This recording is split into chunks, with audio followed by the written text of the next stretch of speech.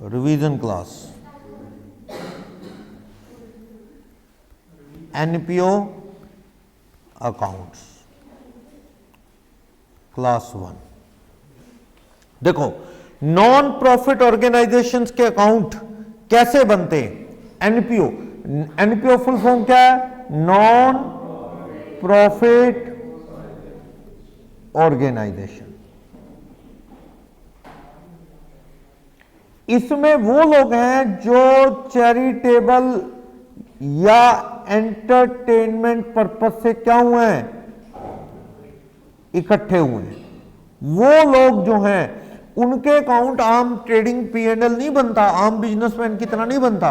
उनका main motive पैसा कमाना नहीं है। जैसे क्लब्स हो गए, चैरिटेबल हॉस्पिटल्स हो गए, कोई चैरिटेबल स्कूल हो गया, ट्रस्ट के स्कूल जैसे, वो लोग अपने अकाउंट कैसे बनाएंगे ये डिस्कशन करने जा रहे हैं। और plus non trading organisation, non trading organisation है ना, जो जिनका बिजनेस ट्रेडिंग करना नहीं है, जैसे कि एक सीए, एक एडवोकेट, एक डॉक्टर, वो अपने अकाउंट कैसे बनाएगा ये भी डिस्कशन करने जा रहे हैं।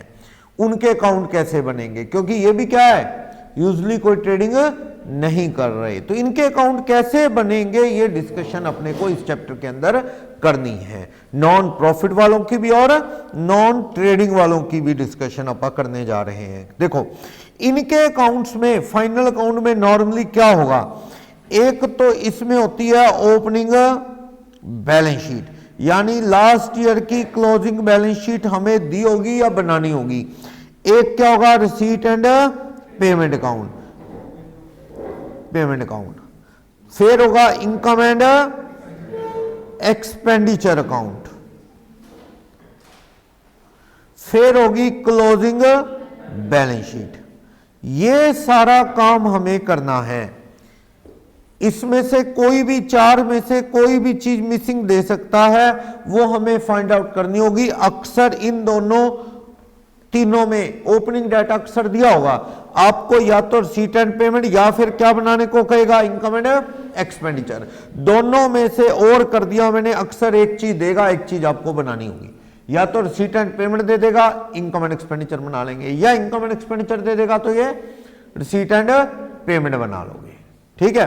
फिर क्लोजिंग और ओपनिंग बैलेंस शीट आपको बनानी है। ठीक है, कोई इंफॉर्मेशन देगा तो ठीक, नहीं देगा तो आप ढूंढ लेंगे। चलो अब इसकी ट्रांजैक्शन में क्या रहता है? एनपीओ की जो ट्रांजैक्शन है उनमें अक्सर क्या रहता है, क्या क्या चीजें? जैसे अगर मैं एक क्लब की बात कर लूं, क्लब, क्योंकि इसमें ना ज्यादा क्वेश्चन क्लब्स के हैं। क्लब क्या काम करते हैं जी? अपने आसपास भी आपको रोटरी क्लब, कोई सिरसा क्लब, तो कोई वंस लाइफ क्लब मिल जाएंगे ना, लायंस क्लब। ये क्लब्स में लोग क्यों इकट्ठे होते हैं? दो ही काम, एक एंटरटेनमेंट होता है और कुछ क्लब्स का काम क्या होता है? चैरिटी, समाज सेवा। इन क्लब्स के अंदर पैसा कहां से आता है? क्लब की इनकम या रिसीट्स ऑफ क्लब दो तरह की रहती हैं। एक तो जो काम करते हैं उनसे आ जाते हैं, जैसे कि चैरिटेबल कोई एक्टिविटी की, थोड़े बहुत ओपीडी फीस ले ली, वो नेग्लिजिबल होती है। मेन इनके पास जो आती है मेंबरशिप, मेंबर्स सब्सक्रिप्शन और मेंबर्स एंट्रेंस या एडमिशन फी, ये आती है इनके पास। ठीक है, क्लब के पास एडमिशन फीस तो एक बार लेते हैं जब कोई बंदा नया आता है, तो जबकि एनुअल सब्सक्रिप्शन तो लेते ही लेते हैं। क्लब के खर्चे कैसे चलेंगे, बिजली के बिल, पानी के बिल, तो ये एनुअल सब्सक्रिप्शन साल की आपसे लेंगे, ये तो इनका मेंबर देता है। ठीक, उसके अलावा इनको चैरिटी या डोनेशन रिसीव होती है। बहुत ज्यादा तो इनके पास पैसा डोनेशन से आता है। दो तरह की होती है, एक जनरल डोनेशन और एक specific. General donation routine income है, रूटीन इनकम है, इसलिए कहां जाती है ये? इनकम एंड एक्सपेंडिचर, यानी डोनेशन करने वाला बिना कुछ बताए दान दे गया, कहां मर्जी यूज करो, यह है general donation. Income and expenditure special दे गया, जैसे बिल्डिंग के लिए स्पोर्ट्स फंड के नाम से कि इससे टूर्नामेंट करवाना है, प्राइज बांटने हैं। स्पेशल डोनेशन फर्नीचर के लिए, तो ये कहां जाती है, लायबिलिटी साइड में, या इसे कैपिटल फंड में जोड़ दो। क्लब में कैपिटल के लिए वर्ड क्या यूज होता है, कैपिटल फंड यानी कॉर्पस, उसमें जोड़ दिया जाएगा। ठीक, या लायबिलिटी में अलग से दिखा दो, क्योंकि किसी को ये देनी तो है नहीं वापस, इसलिए बेटर है इसे किस में जोड़ दो, चाहे कैपिटल फंड में ऐड कर दो। अगर डोनेशन के साथ कुछ भी मेंशन नहीं तो जनरल मानते हुए इनकम एंड एक्सपेंडिचर में ले जाओ, और अगर मेंशन है, स्पेशल है, तो लायबिलिटी साइड में अलग से दिखा दो, चाहे किस में ऐड कर दो, कैपिटल फंड में ऐड कर दो, ये आपकी चॉइस है। ठीक, और क्या जाता है, जैसे हॉल किराए पे दे दिया, कोई क्लब ने लॉकर बनाया तो उसका क्या जाता है, रेंट आ जाता है। कई बार होता है ना, जैसे वहां पूल बना है, स्विमिंग पूल, तो कॉस्ट्यूम वगैरह रखने, कपड़े और अपना वॉलेट कहां रखोगे, उठा ले जाएगा, आप तो स्विमिंग करते फिरोगे, पीछे से कोई आपका वॉलेट, आपका मोबाइल, तो वहां क्या बना होता है,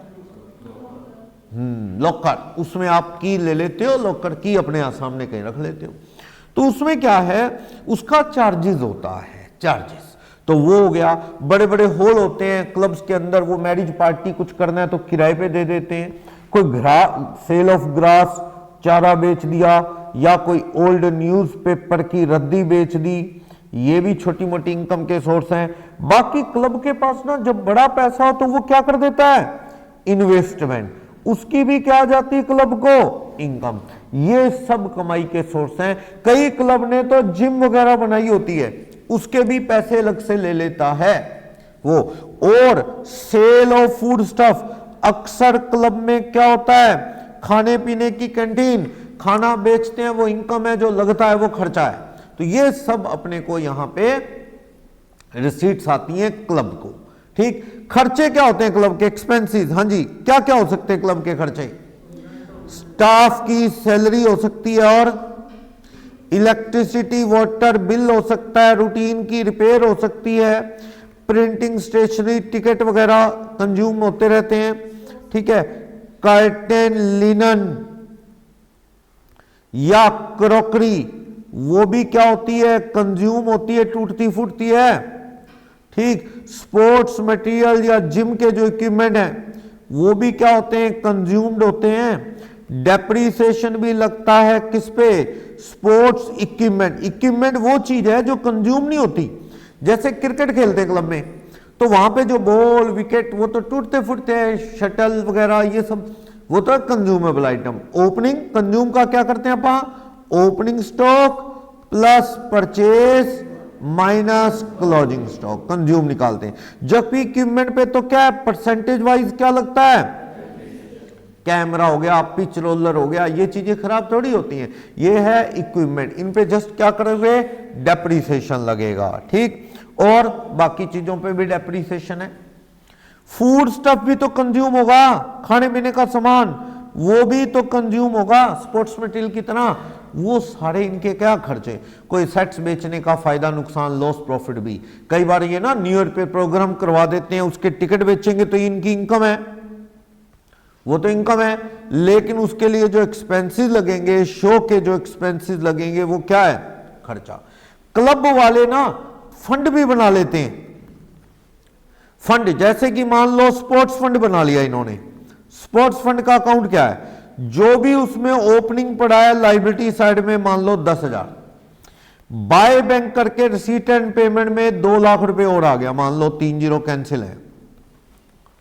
ठीक है, क्लब के खर्चे लगे टू कैश या टू बैंक एक्सपेंसिस लगे मान लो 160, तो क्लब के पास 210 आया था, 160 लग गया, तो 50 जो बचा पड़ा है वो क्या है, बैलेंसिंग फिगर। वो 50 बचा हुआ क्या है, लायबिलिटी, क्लोजिंग लायबिलिटीज में आ जाना है। ये कहां पड़ा था 10, ओपनिंग लायबिलिटीज में, ये कहां गया 50, क्लोजिंग लायबिलिटीज में। बोलो कोई डाउट। कभी कभी क्लब के पैसे ज्यादा भी खर्च हो जाते हैं, तो क्लब का खर्चा उल्टा क्या हो गया, ज्यादा हो गया। मैं कह रहा हूं 260 हो गया खर्चा, 260। तो बचा नहीं, उल्टा क्या है, ज्यादा खर्च हो गया है। तो आप देखो ना, इधर by income and expenditure account में लॉस कितना चला जाएगा, 50। बैलेंसिंग फिगर 50 क्या चला जाएगा, इनकम एंड एक्सपेंडिचर में। क्लियर है, 50 कहां चला जाएगा, इनकम, यानी बच गए तो लाइबिलिटी खर्चने पड़ेंगे वहीं स्पोर्ट्स पे, फालतू लग गए तो लॉस खर्चा। ये स्पोर्ट्स फंड का अकाउंट है। Sports fund, charity fund, tournament fund एक ही चीज की बात है। दूसरी बात, आप एनपीओ में रिसीट एंड पेमेंट और कैश बुक में क्या फर्क है? हाँ जी, संजना बताएंगी difference between cash book and receipt and payment account. Cash book और रिसीट एंड पेमेंट अकाउंट में क्या डिफरेंस है? बिल्कुल सही, कैश बुक तो सारे साल की होती है, डेट वाइज। मान लो साल में 20 बार सब्सक्रिप्शन आया। किसी बच्चे ने पूछा, सर क्लब क्या कैश बुक नहीं बनाते? बिल्कुल बनाते हैं, किसने कहा नहीं बनाते? सारा साल बार बार सब्सक्रिप्शन आएगी, 100 बार आएगी तो कैश बुक डेट के बार बार दिखेगी, 100 बार लिखेगी ना। लेकिन उसके अलावा एक्स्ट्रा काम क्या है? समरी ऑफ कैश बुक क्या बनेगा? Receipt and payment account. वो क्या करेगा? बार बार सब्सक्रिप्शन आई, उसका साल भर का टोटल 2 सब्सक्रिप्शन, साल भर की 2 एडमिशन फीस, साल भर की सैलरी बाय सैलरी, ऐसे समरी है। कैश बुक तो बहुत बड़ी है, उसकी समरी है साल का टोटल रिसीट, साल की टोटल पेमेंट की। वो कौन सा अकाउंट बनाता है? Receipt and payment account. Clear? एक चीज और याद रखना, क्लब्स के केस में वैसे काउंटिंग प्रिंसिपल है, जब किसी फंड को इन्वेस्ट कर दिया जाए तो उसकी इनकम भी कहां जाएगी? उसी फंड में जाएगी। अकाउंटेंसी का रूल है, याद रखना। कैसे कह रहा हूं? मान लो ओपनिंग बैलेंस शीट दी हुई है। ओपनिंग बैलेंस शीट में यहां पे टूर्नामेंट फंड पड़ा है, मान लो 2 लाख। ये 31 मार्च 22 की बैलेंस शीट है। मार्च 22 को 2 लाख का क्या पड़ा है? Tournament fund. इधर 12% टूर्नामेंट फंड इन्वेस्टमेंट पड़ी है, मान लो 1.5 लाख रुपए की। टूर्नामेंट फंड 2 लाख था, उसे पड़ा है, खर्च देंगे। तब तक क्यों ना पैसा संभला रहे बड़े भी। कहां डाल दिया वो पैसा? इन्वेस्टमेंट में डाल दिया। टूर्नामेंट फंड इन्वेस्टमेंट में आ गया। वो कितने रुपए आ गया? 150। ठीक। अब रिसीट एंड पेमेंट अकाउंट दिख रहा है जो, वो बता रहा हूं। क्या रिसीट एंड पेमेंट में दिख रहा है? 2 टूर्नामेंट फंड में और रिसीट्स आ गई, और दान आ गया। कितने रुपए आ गया? लाख रुपए। इधर बाय 12% टूर्नामेंट फंड इन्वेस्टमेंट, ये कब की है? साल के बीच में 1 अक्टूबर 22 को कर दी है। कितने रुपए इन्वेस्ट कर दिए? 80,000। पहले कितनी इन्वेस्टमेंट थी? 1.5 लाख, और डाल दिए 80। टूर्नामेंट फंड में पहले कितने पैसे थे? 2 लाख, और आगे कितने? 1 लाख। इधर कह रहा है टूर्नामेंट पे एक्सपेंसेस, टूर्नामेंट एक्सपेंसेस 30,000 रुपए खर्च कर दिए। बहुत कम खर्चे हुए, 30,000 रुपए खर्च कर दिए टूर्नामेंट पे। और इधर कह रहा है interest on tournament fund investment. Tournament fund investment पे इंटरेस्ट कितने रुपए का है? 18,000। ये सारा क्वेश्चन लिख दिया है मैंने। बोलो, समझ आ गया ये क्वेश्चन क्या लिखा है मैंने बोर्ड पे? अब मुझे इससे आप ये बता दो कि इनकम एंड एक्सपेंडिचर में क्या जाना है।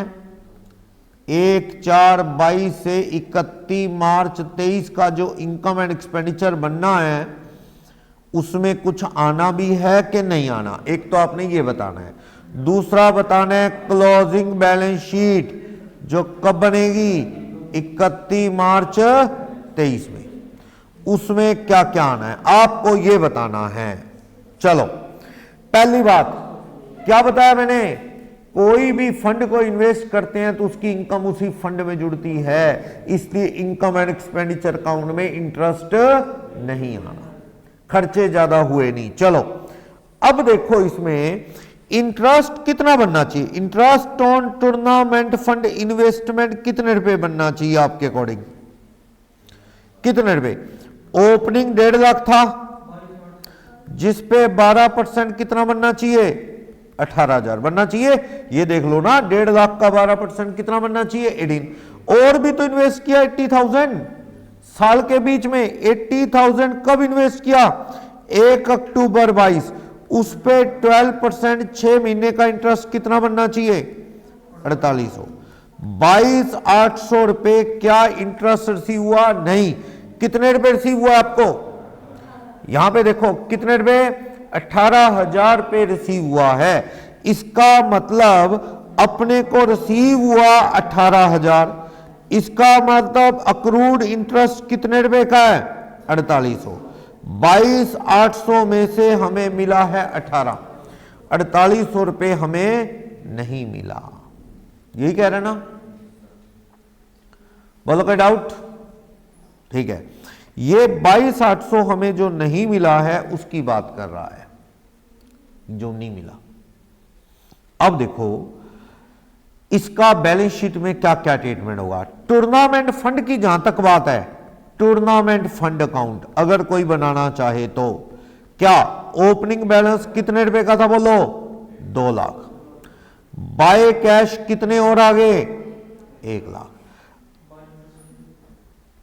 बाय इंटरेस्ट कुछ तो आ गया, कुछ नहीं आया। Bye interest on tournament fund investment, कुछ आ गया कुछ नहीं आया। 18,000 आ गया, 4800 नहीं आया। लेकिन ये इनकम तो 22,800 की है, इनकम तो 22,800 की है ना, बोलो। इसमें से टू कैश आपने एक्सपेंसेस कितने कर दिए वो भी दे रखा उसने पेपर में। कितने रुपए खर्चे किए आपने, 30,000। बस कितना पड़ा है टूर्नामेंट फंड में, 3,22,800, 3,22,800। टू बैलेंस कैरी डाउन कितने रुपए पड़ा है टूर्नामेंट फंड में, बोलो 2,92,800 किस में पड़ा है, टूर्नामेंट फंड। एक स्टूडेंट पूछता है सर 80,000 इन्वेस्ट किया, वो इन्वेस्टमेंट में जाएगा, फंड खत्म तो खर्चे से होएगा। इधर आप बताओ 12% टूर्नामेंट फंड इन्वेस्टमेंट कितने की लिखी जाए, 1.5 लाख की पहले थी, 80 की और खरीद ली, कितने की होगी टूर्नामेंट फंड इन्वेस्टमेंट, 230। इधर टूर्नामेंट फंड कितने का लिखा जाए, देखो वो था 2 लाख का, लाख और आगे 3 लाख, 22,800 का इंटरेस्ट, टोटल में से ये खर्च हो गया 30, तो कितना बचा पड़ा है, 292,800 बचा पड़ा है। इनकम इसी में जुड़ गई। Accrued interest on tournament fund investment account कितने का, भैया 22,800 में से 18,000 आया, 4800 रुपए अक्रूड कहां पड़ा है बैलेंस शीट की, असेट्स में। बोलो किसी को डाउट, समझ आया। इंटरेस्ट की एंट्री तो ये हुई, बैंक अकाउंट डेबिट इंटरेस्ट कितने रुपए आ गया, 18,000। Accrued interest on tournament fund investment debit 4800, कौन से वाला है वो आप समझ गए कौन से वाला है, ठीक है ना, टूर्नामेंट फंड इन्वेस्टमेंट। चलो टू क्या करोगे, टू टूर्नामेंट फंड कर दो या फिर क्या कर दो, interest on tournament fund investment account 22,800। ये P&L में नहीं जाएगा, interest on tournament fund investment account debit 22,800 to tournament fund account. ये अकाउंटेंसी का प्रिंसिपल है। 22,800 कहां जाने वाला है, टूर्नामेंट फंड में। बैंक में चला गया, रिसीट एंड पेमेंट अकाउंट में कितना, 18। ये 4800 आया नहीं, ये अक्रूड कहां आ गया, ये 4800 रुपए असेट्स में पहुंच गया ना, 4800 रुपए। इनकम में 22,800 ना के ये कहां जाता है, अकाउंटेंसी प्रिंसिपल के अकॉर्डिंग ये कहां चला गया, टूर्नामेंट फंड में। बोलो कोई डाउट, किसी को प्रॉब्लम, ठीक है। इस तरह से अपन ने ये अकाउंटिंग कर ली। बैलेंस शीट में क्या कुछ आया, किसी को डाउट है तो बोलो, कर लोगे।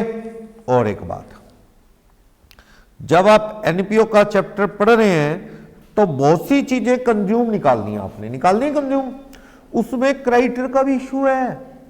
क्रेडिटर का भी इश्यू है। जैसे मान लो मैं आपको ओपनिंग बैलेंस शीट दे रहा हूं 1/4/22 की, मैं कह रहा हूं यहां पे फूड स्टफ का स्टॉक पड़ा है 10,000 का, इधर creditor of food stuff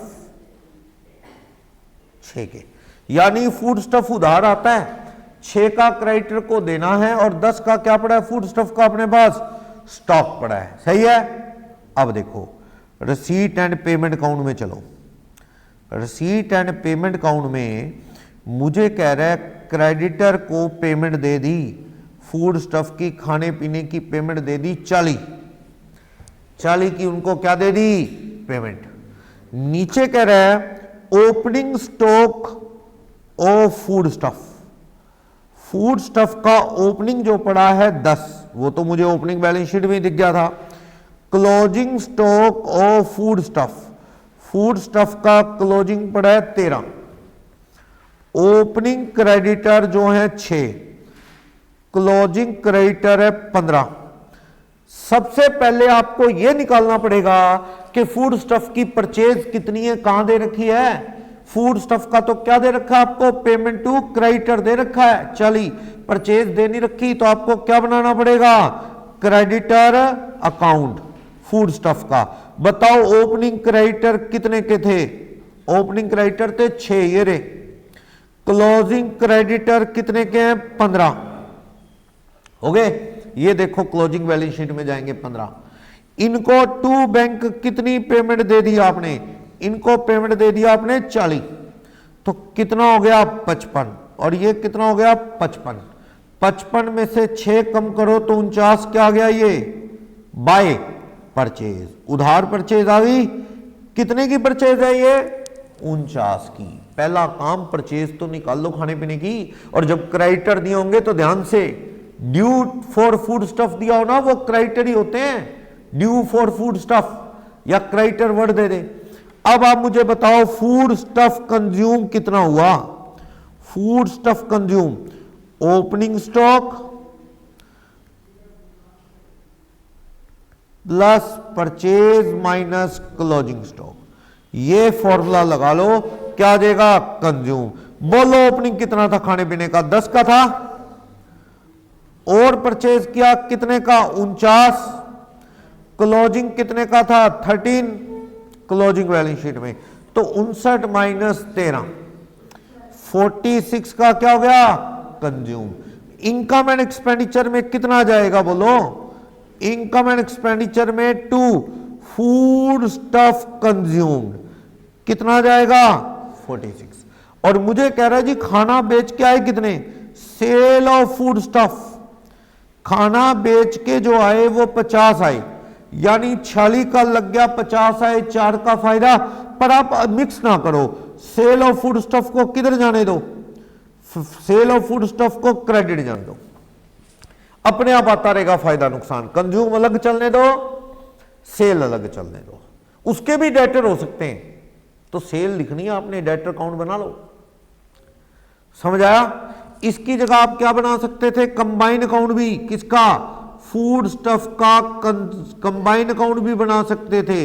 opening creditor कितने के थे 6, क्लोजिंग क्रेडिटर कितने के थे 15, ठीक है। टू बैंक पेमेंट कितनी दी उनको 40, ओपनिंग स्टॉक कितने का था, ओपनिंग स्टॉक 10, क्लोजिंग स्टॉक कितने का था 13।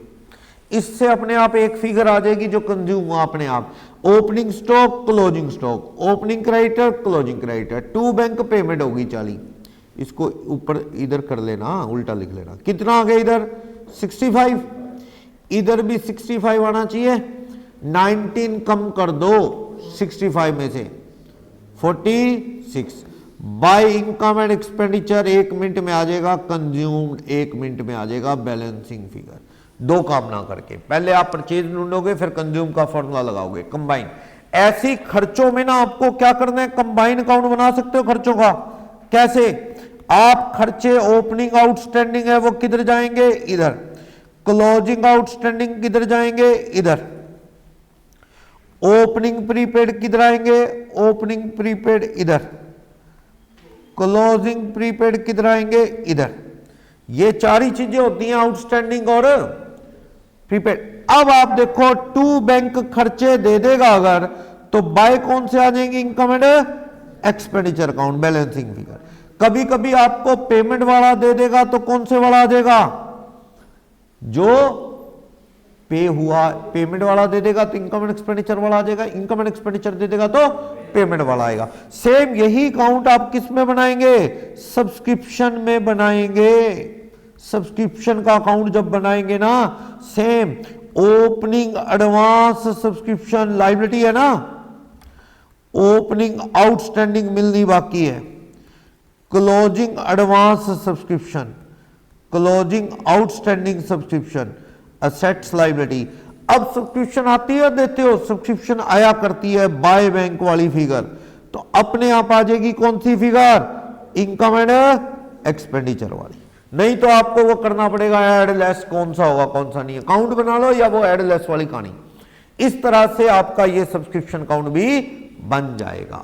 जितने अकाउंट बनाओगे उतनी क्लैरिटी के साथ क्वेश्चन कर पाओगे। बोलोगे डाउट, किसी को प्रॉब्लम? सब्सक्रिप्शन समझ आ गई? हाँ जी, लास्ट सब्सक्रिप्शन समझ आ गई, खर्चे का अकाउंट समझ आ गया, कंज्यूमेबल का समझ आ गया, इन्वेस्टमेंट का आ गया।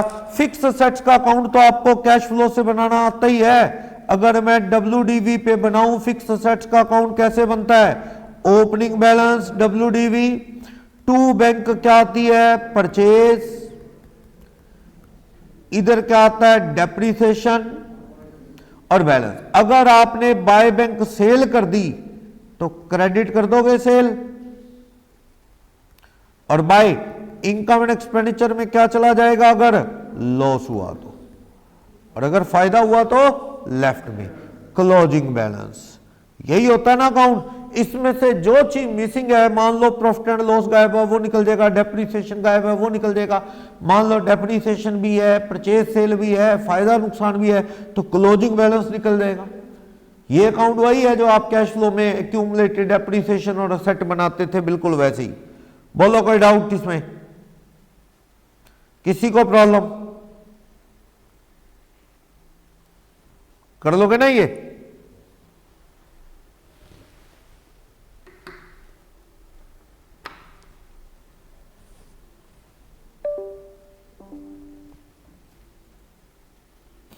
चलो, तो इस तरह से आपको ये बनाने को कई बार कह देता है फिक्स असेट्स का अकाउंट भी बनाना पड़ेगा। डोनेशन की कहानी मैंने आपको बताई दी, ठीक है। टूर्नामेंट फंड और प्राइज फंड, उनका भी ट्रीटमेंट बता दिया, जो मेन प्रॉब्लम है। तो इसमें कौन कौन से अकाउंट बनते हैं, ओपनिंग बैलेंस शीट या स्टेटमेंट ऑफ अफेयर कह लो, जिसमें क्या आएगा मेन, कैश बैंक। कई बार तो हमें कैश एंड बैंक नहीं होगा तो रिसीट एंड पेमेंट अकाउंट बनाना पड़ जाएगा ओपनिंग या क्लोजिंग गायब होने पे। कैश बैंक आपको क्या चाहिए होगा, अक्रूड चीजें, आउटस्टैंडिंग सब्सक्रिप्शन, प्रीपेड खर्चे एसेट्स में। फिक्स एसेट्स का देख लेंगे, अभी अकाउंट बनाया। इन्वेस्टमेंट हो सकती है, कोई फंड इन्वेस्टमेंट हो सकती है, स्टॉक ऑफ खाने पीने का या स्पोर्ट्स मटेरियल का हो सकता है। लायबिलिटी में क्रेडिटर हो सकते हैं, आउटस्टैंडिंग खर्चे हो सकते हैं, एडवांस सब्सक्रिप्शन हो सकती है, स्पेशल डोनेशन हो सकती है, और प्राइज फंड वगैरह, टूर्नामेंट फंड वगैरह हो सकता है, बताया अभी, ठीक। कैपिटल फंड में हो सकता है ओपनिंग प्रॉफिट आएगा, सरप्लस तो जुड़ जाएगा, डेफिसिट आएगा तो क्या हो जाएगा, लेस। लाइफ मेंबरशिप फी क्या है, लाइफ मेंबरशिप फीस, हाँ जी क्या है लाइफ, ये एक बार पैसे देके जिंदगी भर मेंबर बना रहेगा, कुछ नहीं देगा तो इसका बोझ तब तक उठाएंगे जब तक ये मरता नहीं, तब तक। तो इसलिए क्या है, ये सिर्फ एक कर्ज है जब तक जिंदा है। कहां बढ़ा रहेगा, लाइबिलिटी में दिखा दो या कैपिटल फंड में जोड़ के दिखा दो, देना तो है नहीं, या लाइबिलिटी में दिखा दो अलग से। लिगेसी क्या होता है, लिगेसी जाने वाला दुनिया से छोड़ गया है प्रॉपर्टी, जमीन जायदाद, दैट इज लेगेसी।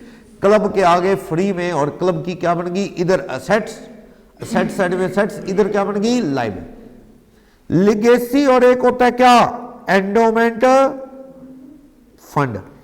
देखो एंडोमेंट फंड या लिगेसी रूटीन इनकम नहीं है क्लब की, ये लाइबिलिटीज में या कॉर्पस यानी कैपिटल फंड में जोड़ दो, ये देना नहीं।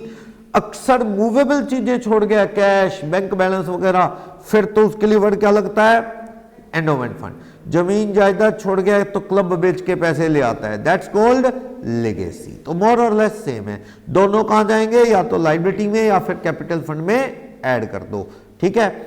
एडमिशन फीस की जहां तक बात है, जो एडमिशन फीस है जिसे अपन क्या बोलते हैं, एंट्रेंस फीस। नए नए मेंबर बनते रहते हैं, एंट्रेंस फीस देते हैं ना मेंबर, वो क्लब की routine income and expenditure account में क्रेडिटेड कर दिया जाएगा, रूटीन इनकम है। लेकिन पेपर में कह दे कि entrance fees is to be capitalise, then okay, कहां जाएगा, if it is specifically mentioned that entrance fees is to be capitalized। अब वो कह रहे इसे कैपिटलाइज कर दिया जाए तो भैया फिर ठीक है, कैपिटलाइज कर दिया जाए तो कहां चला जाएगा, ये क्लोजिंग बैलेंस शीट में। कौन सी साइड, लाइबिलिटी साइड। चाहे कैपिटल फंड में जोड़ दो या लाइबिलिटी में दिखा दो, सही है। बोलो कोई डाउट, कोई प्रॉब्लम। इस तरह से ना कुछ बोले तो इनकम में, ठीक है। अब एक प्रॉब्लम आती मेन सब्सक्रिप्शन की। जो सब्सक्रिप्शन आता है वो एडवांस आउटस्टैंडिंग का इश्यू आता है। एक तो चीज मैंने अभी बताई कि सब्सक्रिप्शन का अकाउंट कैसे बनता है, बना लो। एक और चीज जो प्रॉब्लम रहती है, क्या, देखना, मान लो रसीट एंड पेमेंट अकाउंट दिया हुआ है 22-23 का, मुझे कह रहा है सब्सक्रिप्शन रिसीव 4 लाख। इसका मतलब तो हुआ इसमें सब कुछ है। क्या यहां पे ईयर वाइज कोई मेंशन है कि कौन से साल का कितना, नहीं, यानी जो आया टोटल 4 लाख है, इसमें पिछले वाला एडवांस सब है। अब मैं नीचे नोट दे दूं, आपको कह दूं 1/4/22 का स्टेटस दे दूं, ओपनिंग आउटस्टैंडिंग सब्सक्रिप्शन 60 जा रहा है, तो मैं क्या एज्यूम कर लूंगा, 60 करंट ईयर में आ गया। मैं कह दूं सब्सक्रिप्शन इन एडवांस साल के शुरू में कितने रुपए था, 10। मैं कह दूं subscription in advance at and 31 मार्च 23 को सब्सक्रिप्शन 15,000 का एडवांस है, 15,000 का एडवांस है, ये दे दूं।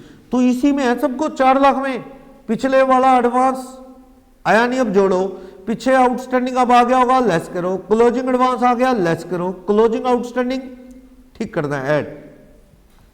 पर मैं कह रहा हूं क्लब हैज, मान लो ये करके देखता हूं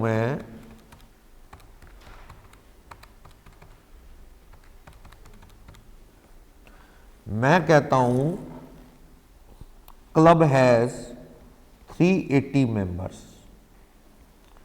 ईच पेइंग ₹1000 पर annum एज सब्सक्रिप्शन। क्लब के कितने मेंबर हैं, क्लब के 380 मेंबर हैं। हर मेंबर कितने रुपए देता है साल के, हर मेंबर साल के 1000 रुपए देता है। तो कुछ भी हो जाए इनकम एंड एक्सपेंडिचर में कितना जाएगा, amount to be credited to income and expenditure account. क्या चीज, annual subscription of current year, current year 22-23 की 380 मेंबर आप कह रहे हो, ईच पेइंग कितना 1000, तो ये रुपीस कितना हुआ 380। कुछ भी हो जाए इनकम एंड एक्सपेंडिचर में कितना जाएगा 380। बाकी सब चीजें जहां जाए ना जाए इनकम एंड एक्सपेंडिचर में 380 श्योर जाने वाला है। तो आप ओपनिंग बैलेंस शीट जो बनाओगे 1/4/22 को, उसके अंदर देखो आउटस्टैंडिंग सब्सक्रिप्शन कितने रुपए का है, पेपर में दे रखा है 60। सब्सक्रिप्शन इन एडवांस कितने रुपए का है, वो दे रखा है 10। इनकम एंड एक्सपेंडिचर अकाउंट बनाओगे तो उसमें क्या करें, और क्लोजिंग बैलेंस शीट जो बनेगी 31 मार्च 23 को, उसमें क्या करें, ये आपको सोचना है, ठीक है। तो देखो इनकम एंड एक्सपेंडिचर की जहां तक बात है, वहां पे सब्सक्रिप्शन कितना आएगा, 380 मेंबर हर एक 1000 रुपए देता है, तो कितना आएगा, कुछ भी हो जाए वहां 380 आना है। सब्सक्रिप्शन इन एडवांस क्लोजिंग वाला कितने रुपए का है, उसने क्लियर कहा था कि सब्सक्रिप्शन क्लोजिंग वाला कितना एडवांस में 15,000 लाइबिलिटीज में आ गया। पंगा ये है कि आउटस्टैंडिंग सब्सक्रिप्शन कितना है वो गायब है। बना लोगे? बनाना पड़ेगा। कैसे? या तो आप सब्सक्रिप्शन का क्या बना लो, अकाउंट। बताओ ओपनिंग आउटस्टैंडिंग कितने रुपए का है? 60। ओपनिंग एडवांस कितने रुपए का है? 10। क्लोजिंग एडवांस कितने रुपए का है? 15।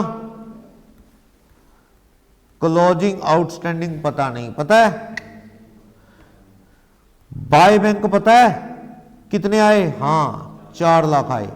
टू इनकम एंड एक्सपेंडिचर में कितने जाने हैं पता है? बिल्कुल पता है। 380 मेंबर के 1000 रुपए ईच, 3,80,000 जाना है, श्योर है। सही है ना? तो आप इस साइड का टोटल करो तो कितना बनता है ये इस साइड का टोटल? 3 4 40, 4 55, 4 55, 4 55। इसमें से 4 10 कम कर लो तो 45,000 बैलेंसिंग फिगर क्या आता है? Closing outstanding. 45,000 पता लगाना। इनकम एंड एक्सपेंडिचर आपका गलत नहीं होगा अगर आप इस तरह करते हो। जो बच्चे एडलेस करते हैं वो ऐसे करते हैं कि भाई देखो 4 लाख रुपए है, ओपनिंग आउटस्टैंडिंग क्या कर लेते हैं? लेस 60,000। ओपनिंग एडवांस क्या कर लेते हैं? 10 ऐड। क्लोजिंग एडवांस कितना? 15 लेस। कहां पहुंच गए वो? 4 350 335 पे पहुंच गए। भैया आना तो 380 है हर हाल में, क्योंकि 380 मेंबर ईच पेइंग 1000। तो ये closing outstanding subscription balancing figure कितना आ गया आप समझ गए? 380 पूरे करने हैं तो कितने रुपए आ गया? 15। सही है? क्लोजिंग आउटस्टैंडिंग अकाउंट बना के 1 मिनट में आंसर आ जाता है। ये चीज क्लियर होनी बहुत जरूरी है। हाँ जी विशाल, कोई डाउट? ओपनिंग बैलेंस शीट में क्या आएगा, क्लोजिंग बैलेंस शीट में क्या आएगा, कोई प्रॉब्लम? अब एक और केस, क्या रिसीट एंड पेमेंट अकाउंट दे रखा है 22-23 वाले साल का दे रखा है, करंट ईयर का। अब क्या कहता है? कहता है टू सब्सक्रिप्शन रिसीव 21, 22, 22, 23, 23, 24 अलग अलग दे दिया उसने। पिछले साल के दे दिए 35,000 आए हैं, इस साल के कह रहा है 3 लाख आए हैं, एडवांस कह रहा है 5,000 आ गए, तो टोटल कितना आ गया? 3,40,000 रुपये आ गया। ये दे रखा है कितना सब्सक्रिप्शन आया? 3,40,000 रुपये का आया। हमें नीचे डाटा में एडजस्टमेंट में क्या क्या दे रखा है? Opening outstanding subscription. Opening outstanding subscription जो थी वो थी 42,000। इसका मतलब करंट ईयर में कितने आए? 35। आज भी कितने बाकी हैं? 7। ओपनिंग सब्सक्रिप्शन इन एडवांस 4,000 ऐसे लोगों के आए हुए थे अगले साल के ही, वो दे रखे हैं अपने को। ठीक। और कहता है क्लब हैज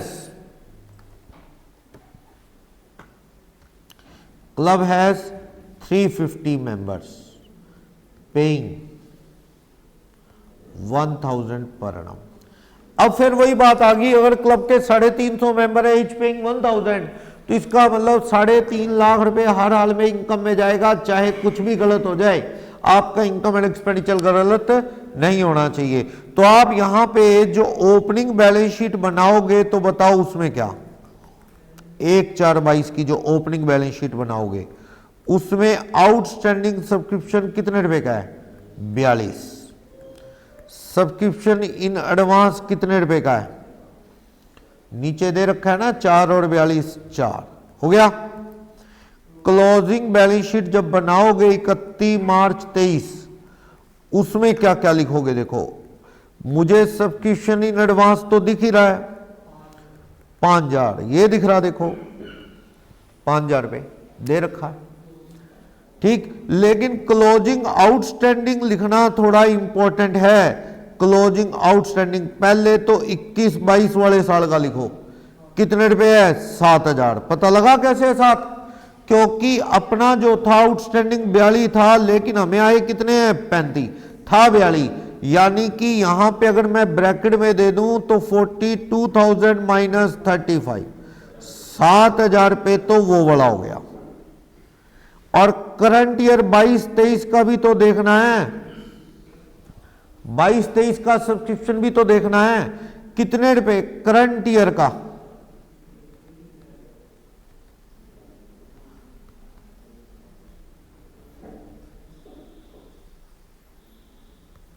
ये चीज इंपॉर्टेंट है। कैसे?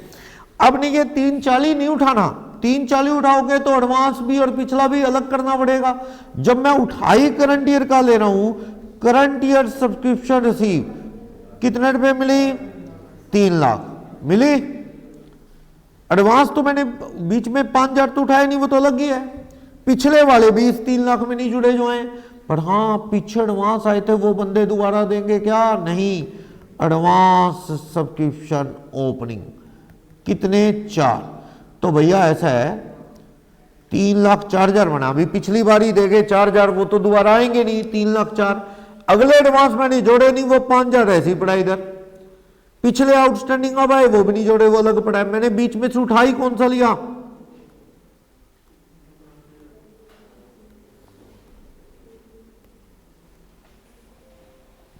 मैंने उठाई फिगर वहां से लिया करंट ईयर वाला 3,4 वो आ गए, 3,04,000 हो गए। अब आप देखो अगर ये 3,04,000 हो गए, होना तो कितना चाहिए, income and expenditure account credit कितने से होना चाहिए, 3.5 लाख। इसका मतलब तो ये निकला 46,000 रुपये क्या है, closing outstanding subscription, closing outstanding subscription कितने रुपए, 46,000। सही है। क्लोजिंग आउटस्टैंडिंग सब्सक्रिप्शन कितने रुपए का है, 46,000 रुपए का है। ठीक है, तो अब आप क्लोजिंग बैलेंस शीट में 46 करंट ईयर का लिख दोगे तो टोटल सब्सक्रिप्शन कितना हो गया आउटस्टैंडिंग, 53,000 रुपए का हो गया ना। 7 तो पिछला रह गया था, 42 में 35 आए, 46 करंट ईयर वाला आ गया। यहां से देखो करंट ईयर वाला मिला के कितना हो गया, 46 यहां से आ गया 53,000। किसी को डाउट है तो पूछो। तो मेन गेम जो है ना, सब्सक्रिप्शन नहीं गलत होना चाहिए, ठीक है ना। तो ये इस चैप्टर की मेन जो प्रॉब्लम है वो मैं आपसे डिस्कस कर रहा हूं, जो पॉइंट अपने को यहां पे अच्छे से आने चाहिए। बोलो कोई डाउट? तो रिसीट एंड पेमेंट अकाउंट की अगर बात करूं अभी यहां पे, तो खर्चों में कैश बैंक के बाद सब्सक्रिप्शन आएगा, इंटरेस्ट फीस इनकम में आएगी, life membership, interest, donation, special donation, fund interest आएगा, फंड इन्वेस्टमेंट पे, असेट्स या रद्दी बेचोगे, स्पोर्ट्स मटेरियल बेचोगे, वो सैलरी, बिजली पानी के bill, rate, tax, postage, printing, fix assets खरीदोगे। देखो रिसीट एंड पेमेंट अकाउंट जो है वो तो कैश बुक ही है, उसकी समरी है, जो कैश आया कैश गया वो बताता है। कौन सा account, receipt and payment account. Clear? इसको मतलब नहीं है असेट्स बेच के आया या सब्सक्रिप्शन आया, सैलरी दी या मशीन खरीदी, ये तो कैपिटल और रेवेन्यू सबको संभाले हुए है, ओपनिंग क्लोजिंग कैश बताता है। ये तो कैश बुक की समरी है, ठीक है। इसको नहीं मतलब आपने फिक्स असेट्स खरीदी तो भी पैसा गया लिखेगा, सैलरी दी वो भी लिखेगा, ठीक है। ये रिसीट एंड पेमेंट। फिर उसके बाद इनकम एंड एक्सपेंडिचर का मतलब होता है करंट ईयर के खर्चे। इसका मतलब सिर्फ करंट ईयर की एक्सपेंसेस एंड इनकम से है। एडवांस इनकम आगे नहीं लिखेगा, एडवांस खर्चा दे दिया नहीं लिखेगा, सिर्फ करंट ईयर के लिखेगा, दिए चे नहीं दिए खर्चे, आई चे नहीं आई इनकम। तो सब्सक्रिप्शन बड़ी इनकम है, इंटरेस्ट फीस बड़ी इनकम है ना, इंटरेस्ट फीस बड़ी इनकम, डोनेशन भी एक बड़ी इनकम है, इंटरेस्ट, असेट्स बेच के आ गया, रद्दी बेच के, खाना बेच के आ गया, खर्चों में ये सारे करंट ईयर के खर्चे डेप्रिसिएशन के साथ आ गए। सरप्लस आ जाएगा या क्या आ जाएगा, सरप्लस या क्या आ जाएगा, डेफिसिट। डेफिसिट कैपिटल में से, ओपनिंग में से कम, और सरप्लस ऐड। बैलेंस शीट में क्या क्या आना है, बात हो चुकी है पहले ही।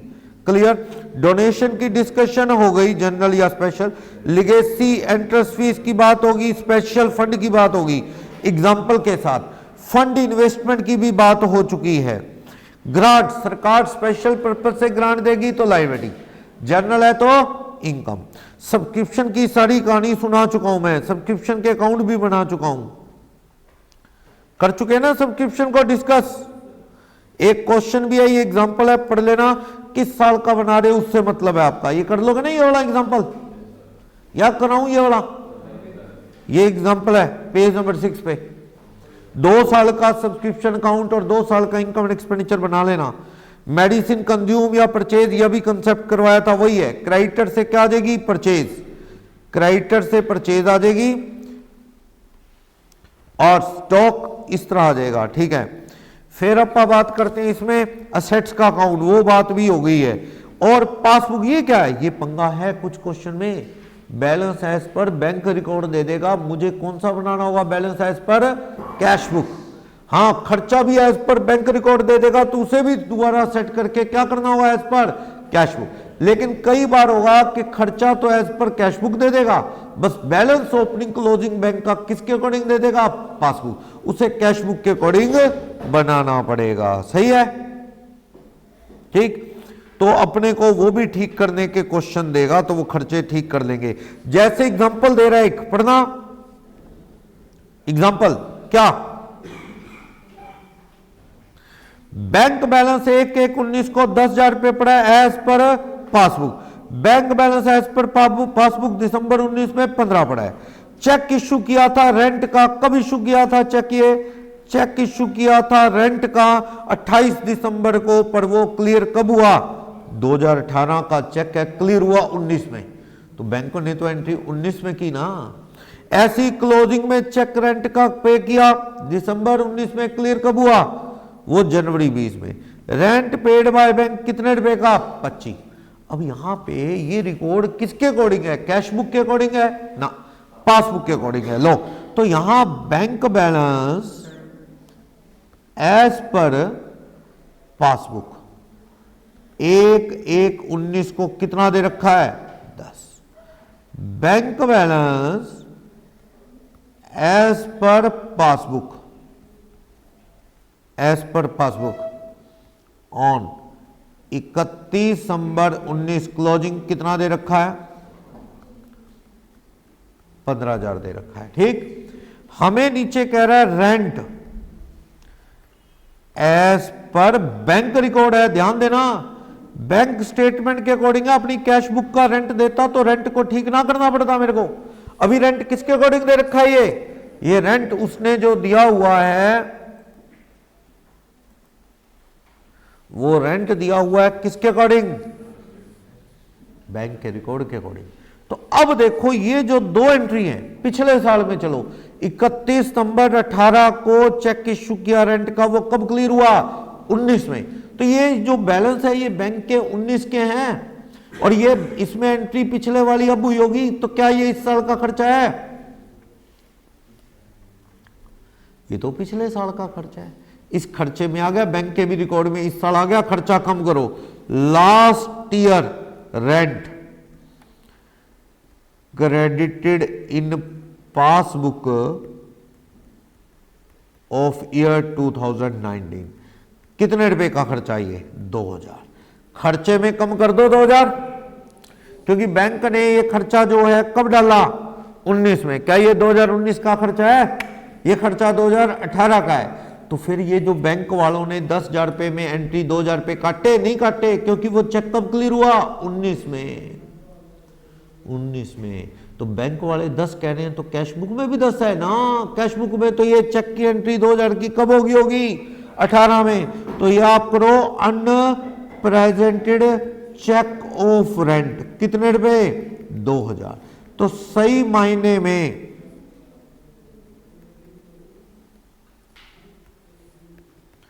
अपना 8,000 रुपए बैंक बैलेंस बनता है। Bank balance of cash book कितना बनता है, 31 दिसंबर 19 का, सॉरी 1 अप्रैल 19 का कितना बनता है, ये 8। सही है, क्योंकि हमारी कैश बुक में तो 8 ही था। बैंक वाले 10 क्यों कह रहे थे, क्योंकि चेक क्लियर नहीं हुआ।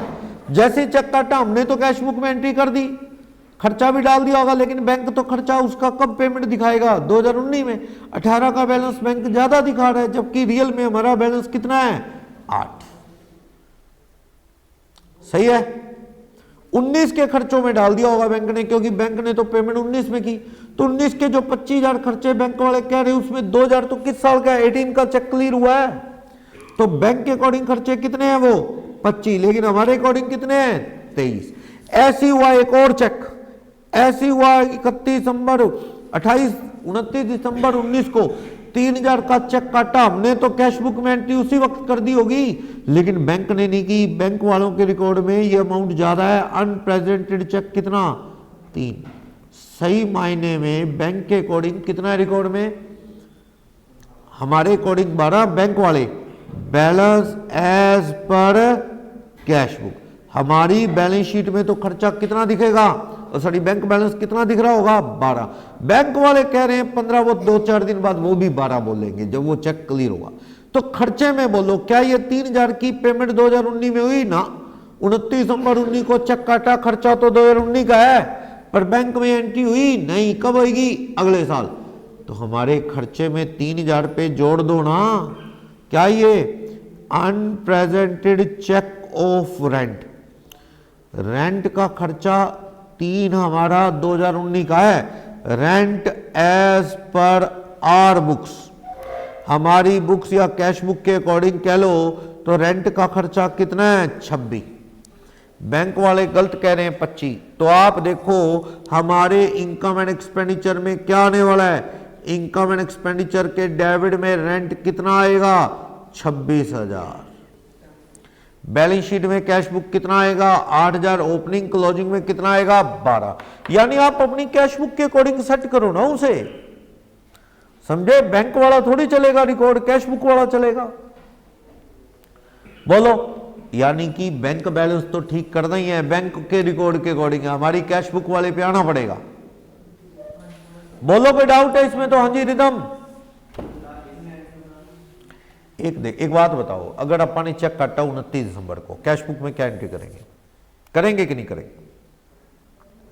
29 दिसंबर 2019 को अपन ने चेक काटा, 29 दिसंबर 2019 को चेक ऑफ रेंट इशूड, कितने का चेक इशू कर दिया, 3। हमारी कैश बुक में तो क्या आ गया होगा, आ गया होगा बाय रेंट 3, लेकिन ये रेंट पासबुक में नहीं आया, पासबुक में इस 3,000 की एंट्री नहीं हुई। क्यों, टू कैश, क्योंकि वो बंदा सामने वाला लेने नहीं आया। तो बैंक ने 3,000 रुपए की पेमेंट की नहीं, इसका मतलब जो ये बैलेंस है बैंक में 15, ये ज्यादा है ना। हमारी कैश बुक में तो बैलेंस कितना आ रहा होगा, बोलो 12 ही आ रहा होगा, क्योंकि हम तो 3 की एंट्री कर चुके हैं, हम सही है, बैंक वालों ने नहीं की। तो आप तो बैंक के खर्चे भी तो हमसे 3,000 रुपए क्या दिख रहे होंगे, कम। बैंक का जो रेंट एक्सपेंसेस जो बैंक ने पे किए, पेड बाय बैंक, उसमें ये 3,000 दिख रहा है क्या, नहीं दिख रहा। बैंक वाले जो बाई कह रहे हैं उसमें ये 3,000 नहीं दिख रहा ना, क्योंकि उन्होंने पेमेंट नहीं दी, जबकि रियलिटी में पेमेंट हो चुकी है। चेक आज नहीं तो कल क्लियर हो जाएगा। तो रेंट के खर्चे में 3,000 रुपए क्या करने पड़ेंगे आपको, ऐड, ऐसे समझे ना। 3,000 रुपए खर्चा ऐड और कैश बुक का बैलेंस निकालना है, तो आपको पासबुक वाले बैलेंस में से 3,000 रुपए क्या करने पड़ेंगे, कम। वही किया मैंने। 23 था क्या, ये 23 था, 23 में 3 जुड़ गया तो क्या हो गया, 26। तो आप देखो मैंने वही किया, 3,000 रुपए बैंक वाले जो 15,000 कह रहे हैं, सही मायने में वो कितने हैं, वो 15 कह रहे हैं, सही मायने में 3,000 रुपए कैश बुक में उससे क्या है, कम है। और खर्चे कैश बुक में 3,000 रुपए ज्यादा हैं। तो कैश बुक 26 कह रही है, पासबुक 23 कह रही है। यही बात पिछले साल वाले में थी। बोलो, पिछले साल जो एंट्री नहीं हुई वो इस साल हुई क्या, इस साल का खर्चा है वो ना, बीत गया साल उसका है, तो वो खर्चे में से काटा 2,000 रुपये अपने। पिछले साल का बैलेंस 2,000 रुपये कम करके कितना आ गया, हमारी कैश बुक का 8। कर लोगे ना ये। तो आपको इस तरह से ये क्वेश्चन करवाया गया कि आपको बैंक बैलेंस जो दे रखा है उससे कैश बुक के बैलेंस पे आप आ गए 12 और 8, और खर्चे में क्या चला गया 26, 2000 रुपये कम हो गया और ये 3000 रुपये क्या हो गया प्लस, तो रेंट का खर्चा 26 हो गया। एक्सपेंसेस के अकाउंट आप बना चुके हैं। प्रॉफिट एंड लॉस और इनकम एंड एक्सपेंडिचर में डिफरेंस आप पढ़ लेंगे, कोई दिक्कत नहीं है। तो ये क्वेश्चन नंबर 1 यहाँ से शुरू हो रहा है। फिलहाल मैंने आपको सारी एडजस्टमेंट बताने की कोशिश की है। एडजस्टमेंट मेन है, उसके बाद तो क्वेश्चन इजीली सोल्व हो जाते हैं। एडजस्टमेंट मेन जैसे इसमें कह रहा है सब्सक्रिप्शन ओपनिंग आउटस्टैंडिंग क्लोजिंग, ये तो प्लेन क्वेश्चन है। क्लोजिंग चेक अकाउंट बना लो या closing outstanding add, opening outstanding less, closing advance less, opening advance add, ऐसे। फर्नीचर दे रखा है, ओपनिंग 2000, क्लोजिंग कितना 1800, खरीदा फर्नीचर और है नहीं तो कहां गया 200, डेप्रिसिएशन लग गया। लैंड 10,000 की थी 10,000 की पड़ी है, तो लैंड के बारे में क्या कहता है, कोई खरीदी बेची नहीं, as it is opening closing balance sheet में आ जाएगी। स्पोर्ट्स और उन कंसर्ट के पैसे आइए इनकम में, खर्चे लगे वो पेमेंट साइड में खर्चे में आ जाएंगे। कर लोगे, कल और आगे देखेंगे इसको। क्वेश्चन करने की कोशिश करो। इसमें क्वेश्चन नंबर 6 थोड़ा टिपिकल है, 6, 7 अच्छे लेवल के क्वेश्चन है, करने की कोशिश करो, वरना मैं तो करूंगा ही उसको।